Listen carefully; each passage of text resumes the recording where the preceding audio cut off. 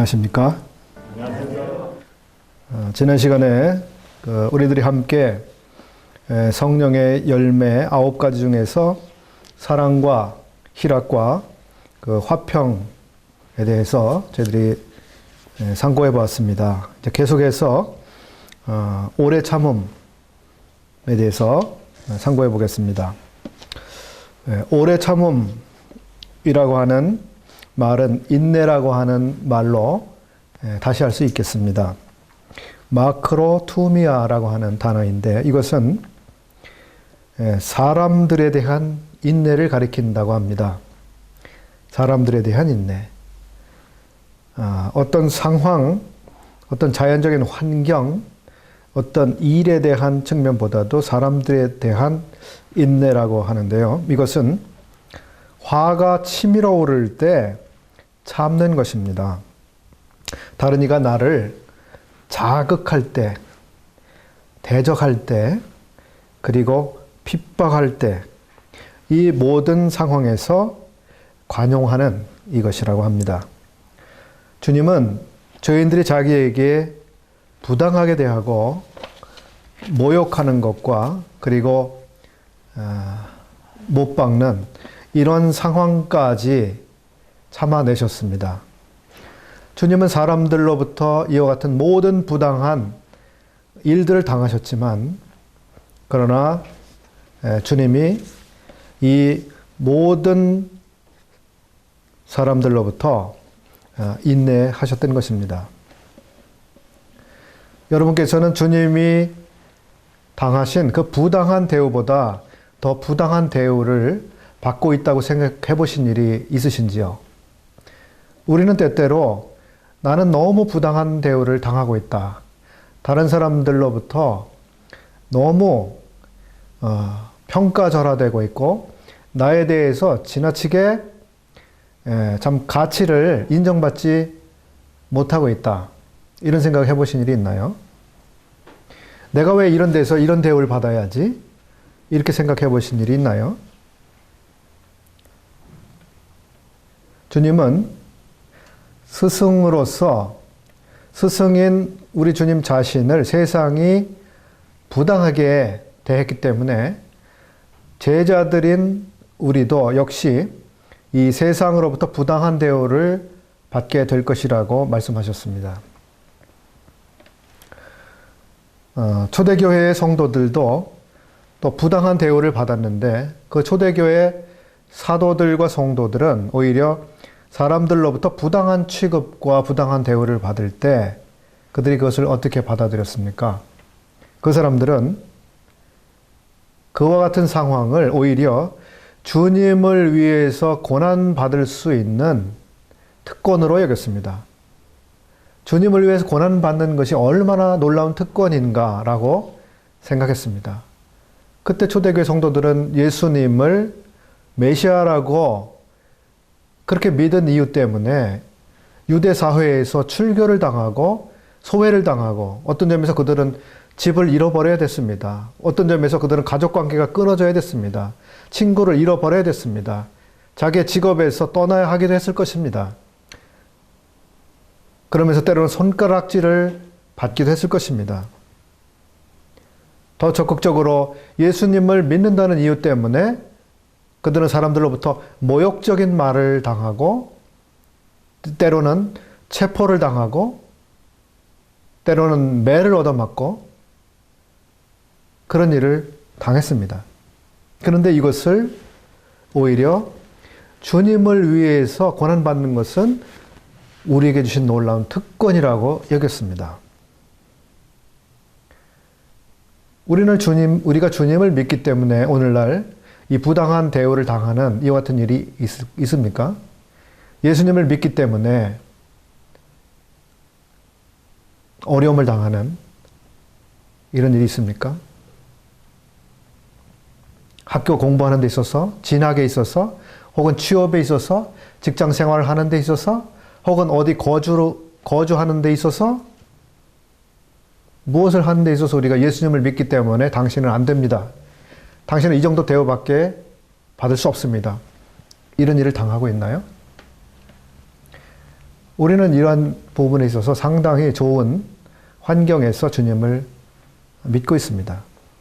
그럼에도 불구하고 이 사회 속에서 우리가 예수님을 믿기 때문에 때때로 오해를 받기도 하고 미움을 받기도 합니다. 오늘날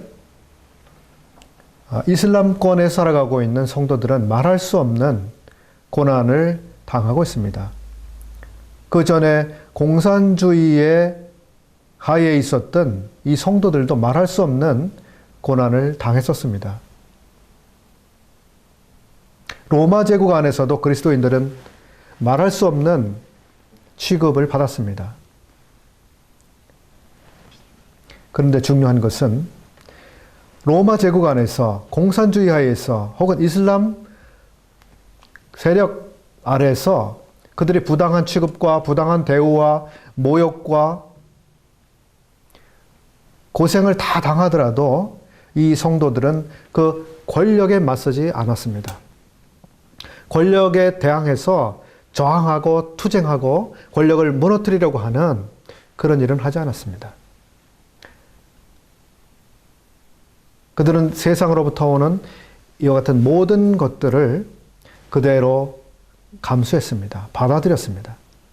그리고 오히려 그와 같은 것들을 은혜로 감당을 해왔습니다.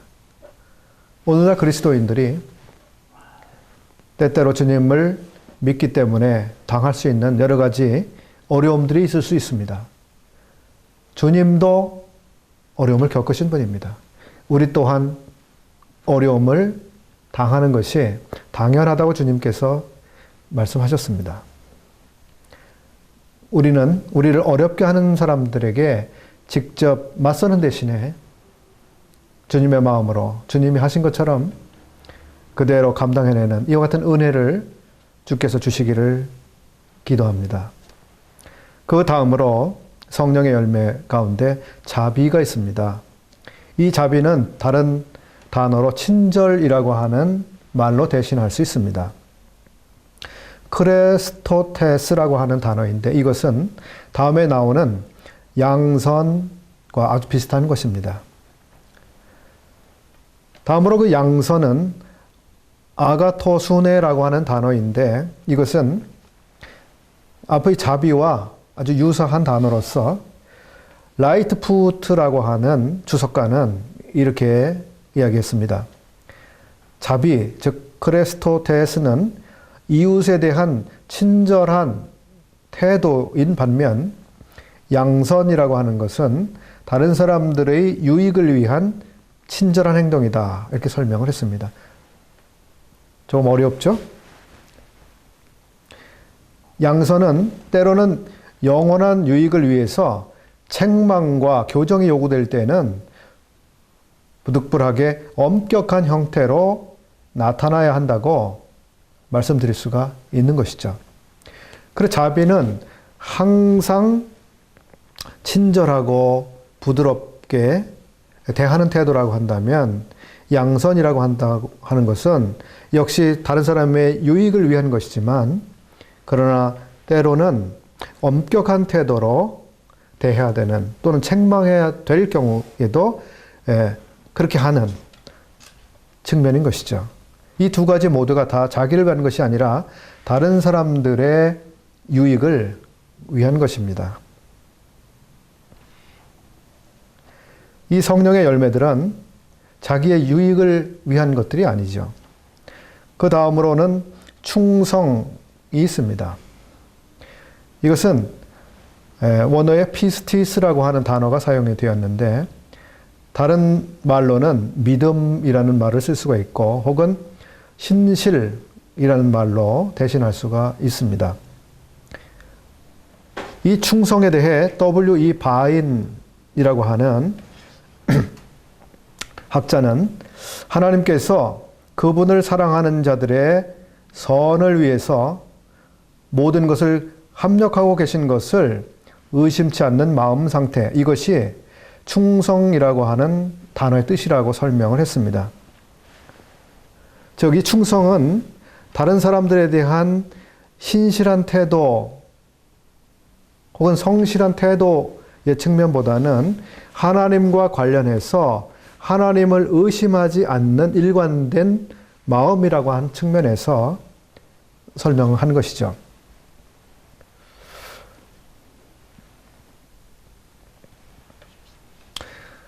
때때로 우리가 참 이해되지 않는 일들을 만나고 설명할 수 없는 이런 곤란에 처해지는 경우를 당하기도 합니다. 왜 하나님께서 이런 상황을 허락하셨을까? 왜 하나님께서 이런 상황을 이렇게 오래도록 해결해 주시지 않을까? 왜 하나님께서 참 이런 일을 오늘날 우리가 당하는 것을 그대로 허용하시는가? 이런 의문이 드는 일이 우리에게 있을 수가 있죠. 하나님은 왜 굳이 이런 방법으로만 일을 하실까? 왜 이런 방법으로 역사하지 않고 계속해서 왜 이런 방법으로만 일하고 계실까? 이렇게 우리가 이해될 수 없는 이런 부분들이 주님을 섬기다 보면 있을 수가 있죠. 이런 모든 상황에서도 우리는 하나님의 선하심을 의심하지 않는 마음으로 계속해서 주님의 선하심을 바라보는 이와 같은 마음 상태. 이것이 충성이라고 하는 단어죠. 근데 이 신실이라고 하는 단어를 이제 사람들 사이에서 생각을 해볼 수도 있는데, 서신서의 그 몇 가운데서 다음과 같이 말씀하고 있는 것을 찾아볼 수가 있는데요. 골로새서 1장 7절에 보게 되면 이와 같이 우리가 함께 종된 사랑하는 에바브라에게 너희가 배웠나니 그는 너희를 위하여 그리스도의 신실한 일꾼이요 라고 이야기하고 있습니다. 또 골로새서 4장 7절에 두기고가 내 사정을 다 너희에게 알게 하리니 그는 사랑을 받는 형제요 신실한 일꾼이요 주 안에서 함께 된 종이라. 또 4장 9절에 신실하고 사랑을 받는 형제 오네시모를 함께 보내노니 그는 너희에게서 온 사람이라. 저희가 여기 일을 다 너희에게 알게 하리라.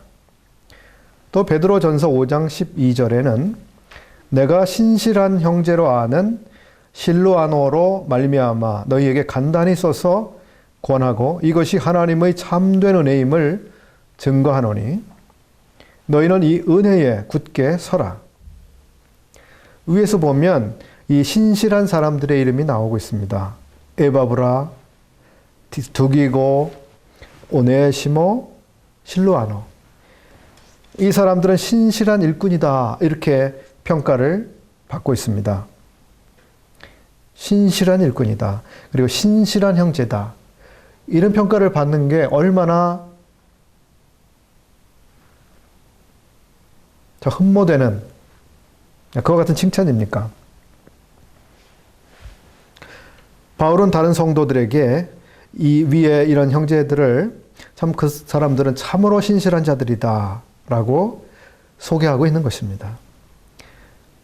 이 말씀을 듣고 계시는 여러분들은 다른 성도들에게 형제 자매들로부터 당신은 참 신실한 분입니다. 혹은 다른 분들에게 내가 아는 그분은 정말 신실한 형제입니다. 신실한 일꾼입니다라고 하는 평가를 받을 수 있다고 생각하시나요? 만약에 누군가가 우리를 그렇게 평가해주면 얼마나 우리가 참 주님을 잘 따르고 있는지 우리 자신을 확인해 볼 수 있는 지표가 될 수 있다는 생각을 해봅니다. 주님께서도 충성된 증인으로 오셨습니다. 그리고 아버지의 집 맡은 아들로 충성을 다 하셨다고 성경은 우리 주님에 대해서 말씀해주고 있습니다. 우리 주님은 아버지의 계획과 이 목적에 있어서 참으로 신실하게 이 아버지의 뜻을 성취하셨습니다. 끝까지 아버지의 계획을 밀고 나가셨습니다.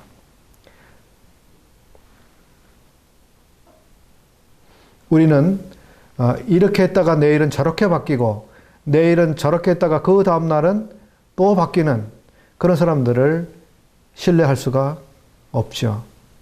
주님께서 우리에게 기대하시고 우리에게 부탁하시는 것을 상황이 때때로 어려워지고 포기할 만한 이와 같은 상황이 변해간다 할지라도 우리는 주님 앞에서 우리의 이 일관된 마음을 유지하고 주님을 섬기는 이와 같은 신실함, 이것을 나타낼 때 이것은 바로 성령께서 우리 안에서 맺어가시는 열매가 된다고 하는 것입니다.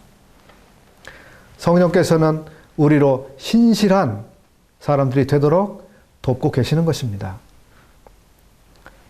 그 다음으로 온유라고 하는 측면이 있습니다.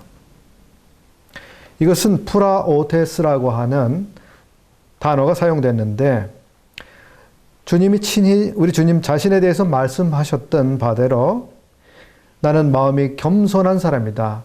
나는 온유한 사람이다라고 우리 주님 자신이 자신을 소개하셨습니다. 근데 온유라고 하는 것은 무능력하고 무기력하고 아주 순해 빠진 그런 사람을 말하는 것이 아닙니다. 누군가 얼마든지 이용하고 놀리고 그렇게 할 수 있는 그런 사람이 아닙니다. 오히려 온유한 사람은 힘과 능력을 소유하고 있습니다. 그러나 그 힘과 능력을 함부로 사용하지 않고 필요한 곳에 필요한 정도로 자기의 힘과 능력을 사용할 줄 아는, 이 힘을 통제하고 사용할 줄 아는 그런 사람, 그것이 바로 온유이며 온유한 사람입니다. 이는 완급을 조절하고 그 다음에 다과를 조절하고 강도를 조절하고 사용하는 이 조절하는 능력입니다. 우리 주님의 경우를 한번 생각해 보시죠. 우리 주님은 전능자이셨습니다. 그런데도 불구하고 스스로 사람들의 종이 되셨습니다. 이것은 겸손이기도 하지만 온유이기도 한 것입니다.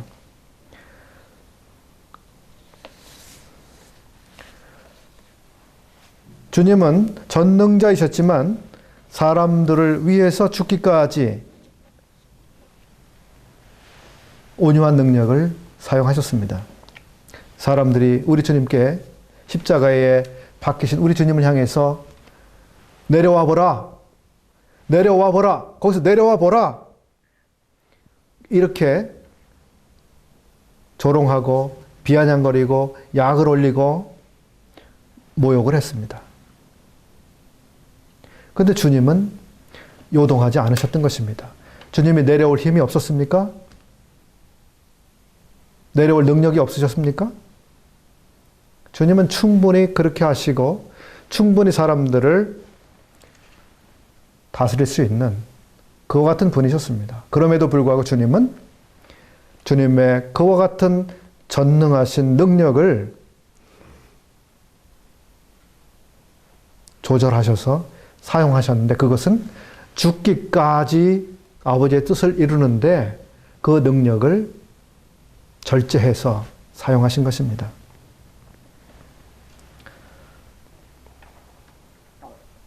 어떤 사람이 말한 것처럼 온유한 사람은 순진한 사람이 아니라 순수한 사람으로서 쉽게 유혹을 받아서 꾀임에 잘 빠지는 그런 사람이 아니라 다른 사람의 사정과 필요를 고려해서 스스로 굽혀주고 낮춰주고 다가가주는 그런 사람입니다. 그는 주님이 언제든 쓰실 수 있도록 자기 생각과 자기 주장과 자기의 계획을 얼마든지 내려놓고 자기가 무엇을 하고 있었던 하던 일도 기꺼이 주님을 위해서 멈추고 또는 포기할 줄 아는 그와 같은 사람입니다. 주님께서 무엇이라고 말씀하시면 그에 따르기 위해서 자기의 그 모든 것들을 내려놓을 줄 아는 사람입니다. 이것이 바로 온유라고 하는 열매인데, 그래서 무엇인가를 할 수 있는 지혜와 힘과 능력을 구비하고 있을지라도, 그러나 그것을 주님께서 원하시는 곳에 드릴 수 있는 능력. 그래서 주님이 무엇을 시키든지 간에 무엇을 해라, 어디를 가라, 어떻게 하라고 말씀하시든 간에 얼마든지 주님이 사용하시기에 편한 그와 같은 도구가 되어 있는 이런 사람, 이것이 온유한 사람입니다. 성경에서 온유한 사람의 대표적인 사람이 누가 있을까요? 떠올려 보시죠. 모세는 지면에서 가장 온유했다고 성경은 말씀하고 있습니다. 모세가 과연 온유한 사람이었을까요? 예, 모세는 광야에서 주님을 만나기 전에, 주님으로부터 훈련받기 전에 모세는 온유한 사람이 아니었죠.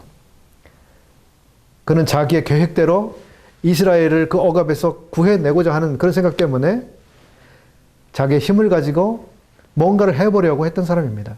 그래서 사람을 쳐 죽이는 그런 일까지 했었습니다. 그런데 그 모세는 이제는 40년 동안 광야에서 주님으로부터 훈련을 받게 된 그 이후에 모세는 아주 온유한 사람이 됐습니다. 주님께서 시키시는 대로 순종하는 사람이 됐습니다. 주님께서 명령하시는 대로 그를 따르는 사람이 됐습니다. 주님이 말씀하시는 대로 그는 순종하는 그런 사람이 됐습니다. 우리가 온유한 사람이 되는 것은 배움이 있어야 되고 훈련이 있어야 되는 것이죠. 모세가 40년 동안 그런 훈련을 받은 것처럼 우리도 훈련을 필요로 합니다. 그리고 이 훈련은 오늘날 성도의 마음속에서 성령님께서 계속해서 우리를 훈련해 가시고 계신 것이고, 성령께서 이 훈련을 통해서 열매로서 맺어 가시는 그러한 열매입니다. 여러분들은 어떠십니까? 아, 나의 생각, 나의 계획, 나의 주장, 내 생각, 아, 난 꼭 이렇게 해야만 된다고 생각합니다. 꼭 이렇게 돼야 합니다. 그 생각을 계속 밀고 가는 그런 사람이신가요? 주님 앞에서도, 아, 주님, 저는 이것은 포기할 수가 없어요. 그런 생각을 가지고 계시나요? 교회 안에서도 그러시나요? 아, 제 생각은 이렇습니다. 아, 제 생각에 따라오십시오. 제 생각대로 하십시오. 그렇게 하십니까? 주님은 우리가 온유하기를 바라고 계시죠. 그 다음으로는 절제라고 하는 열매의 부분이 있습니다. 이것은 엔크라테이아라고 하는 단어인데, 이것은 모든 일에 있어서 자기를 다스리는 것을 의미합니다. 우리가 자기를 다스리지 않으면 우리는 무절제하게 원하는 대로 마음대로 아무 것이나 충동과 욕구대로 그렇게 행하게 되는 것입니다. 그래서 말을 사람이 사용하기 위해서는 무엇이 필요합니까? 말 굴레가 필요하지 않습니까? 소를 적당하게 이 농사를 위해서 이 밭을 갈게 하고 쟁기질을 하게 하기 위해서는 어떻게 해야 됩니까? 소도 뭔가를 이 코를 딱 꿰가지고, 그죠? 멍에를 딱 해서 그렇게 해야만 필요한 데 사용이 가능하죠. 성도들도 이 성령님께서 우리를 통제하시는 그 통제 아래 있을 때 하나님을 위해서 유용한 도구들이 될 수 있습니다. 성령님께서 우리를 통제하시는 그 통제를 벗어났을 때 우리는 우리가 원하는 대로, 아, 이게 주님을 위하는 길이니까, 이게 주님이 원하는 것이니까 하면서 자기 뜻대로 주님을 섬긴다고 하면서 사실은 자기 생각대로 그렇게 살아갈 수가 있게 되는 것이죠. 그렇지 않습니까? 오늘 얼마나 많은 사람들이 주님을 위해 산다고, 주님을 위하는 것이라고 그렇게 말하면서 자기의 사업을 하고 자기 갈 길을 가고 자기 목적을 달성하려 하고 그런 일들이 얼마나 많이 생깁니까? 성령님으로 말미암는 그와 같은 절제, 이것은 우리의 몸 전체를 성령님께 복종시키는 것입니다. 그런데 이것은 인간의 노력으로는 되지 않습니다. 성령님의 능력으로 이것을 조절할 줄 아는, 억제할 수 있는 이 능력이 공급되는 것입니다. 이와 같이 해서 우리는 9가지 성령의 열매의 9가지 측면들을 살펴봤습니다. 이제 23절, 하반절부터 24절을 보겠습니다. 이 같은 것을 금지할 법이 없느니라. 그리스도 예수의 사람들은 육체와 함께 그 정욕과 탐심을 십자가에 못 박았느니라고 하신 말씀을 보게 됩니다. 위의 말씀은 아무것도 성령님에 의해서 맺어지는 열매를 금지시킬 수 없다고 말씀하고 있는 것입니다. 성령을 따라서 행하게 됐을 때 분명히 열매가 맺힐 수밖에 없고 좋은 열매 맺히는 것을 그 어떤 것도 방해할 수가 없는 것이죠. 성령을 따라서 우리가 순종했을 때 거기에는 반드시 열매를 맺게 돼 있습니다. 쉬운 속담으로 콩 심은 데 콩이 나고 팥 심은 데 팥이 난다는 이야기가 있죠. 이와 비슷한 얘기로 갈라디아서 6장 7절에 스스로 속이지 말라. 하나님은 업신여김을 받지 아니하시나니 사람이 무엇으로 심든지 그대로 거두리라 하신 말씀이 있습니다.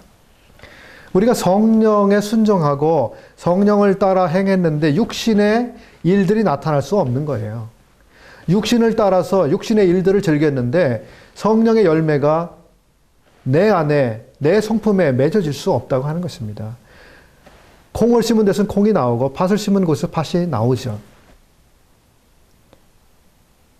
이 말씀을 들으시는 여러분은 무엇을 심고 계십니까? 그리고 어떤 열매를 기대하고 계시나요? 주님께서는 요한복음 15장에서 너희는 나를 떠나서는 어떤 열매도 맺을 수 없다라는 말씀을 하셨습니다. 갈라디아서에서는 우리가 성령을 좇아 행하면 이 아름다운 성령의 열매를 맺게 된다고 말씀하고 있습니다. 주님께 붙어 있어서 주님 안에 있을 때만 주님을 위한 열매를 맺을 수 있고 성령을 좇아 행할 때만 우리는 성령의 아름다운 열매를 맺을 수가 있습니다.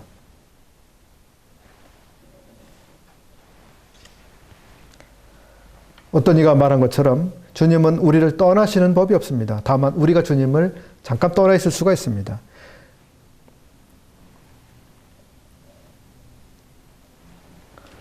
성령님 또한 우리를 버리시거나 떠나는 그 같은 일이 없습니다. 우리가 성령님을 쫓아가지 않고 나의 갈 길로 가는 경우, 그런 경우만 있을 수가 있죠. 그런 경우는 우리가 이 열매를, 성령의 열매를 기대할 수가 없습니다. 그래서 이 시간에 우리가 함께 주님께 기도하는 시간을 갖기를 원합니다. 함께 기도하시죠. 주님, 얼마나 우리가 주님을 떠나서 방황했으며 얼마나 우리가 성령님의 인도하심을 무시하고 살아왔는지 회개합니다. 그리고 다시 주님께 돌아옵니다. 성령님의 음성과 발자취에 귀를 기울이고 그 음성에 주목합니다. 제가 이 성령님의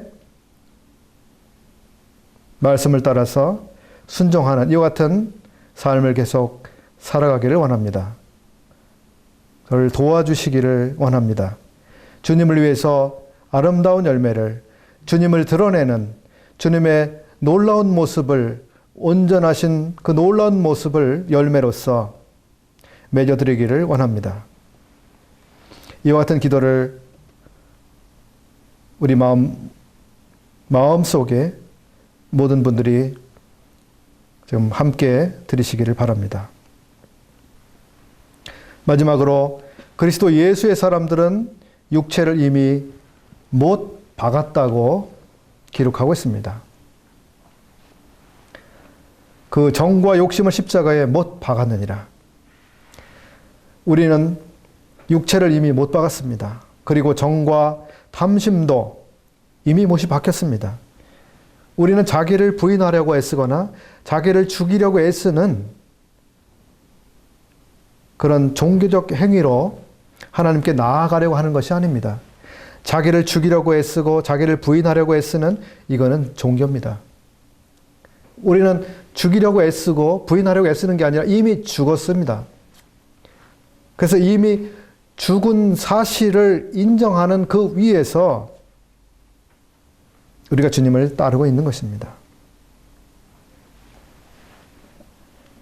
이미 못 박혀 죽은 자로 여기고 그 죽은 자에 맞게 정욕과 탐심의 소리는 듣지 못하고 오직 성령님의 음성을 듣고 따라가는 그와 같은 자들, 이것이 그리스도인들입니다.